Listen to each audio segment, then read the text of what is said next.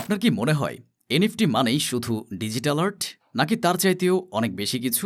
আজকে আমরা জানব এনএফটি শুধু আর্ট না, বরং ভবিষ্যতের ইন্টারনেট, ব্যবসা, গেমিং এমনকি পরিচয় ব্যবস্থারও অংশ হতে চলেছে। এনএফটি এর পূর্ণরূপ হল নন ফঞ্জিবল টোকেন। নন ফঞ্জিবল মানে যা অনন্য, যার বদলে আরেকটা বস্তু এক্সচেঞ্জ করা যায় না। একটা ৫০০ টাকার নোট বদলে আরেকটা ৫০০ টাকার নোট নিতে পারি, এগুলো ফঞ্জিবল। কিন্তু এনএফটিকে অন্য কিছু দ্বারা বদলানো যায় না। এজন্যই এনএফটিকে বলা হয় ডিজিটাল সার্টিফিকেট। শুরুর দিকে এনএফটি ব্যবহার হতো শুধুই ডিজিটাল আর্টের জন্য। শিল্পীরা তাদের আর্ট বিক্রি করতেন ব্লকচেনের মাধ্যমে।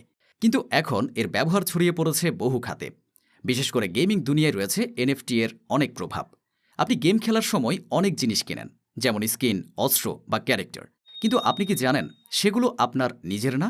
আপনি শুধু ব্যবহার করার অনুমতি পান। এনএফটি এর মাধ্যমে এখন গেমাররা সত্যিকারের মালিক হতে পারছেন এই আইটেমগুলোর। আপনি একটি এনএফটি ক্যারেক্টার কিনলেন, এটা আপনার নামে ব্লকচেইনে থাকবে।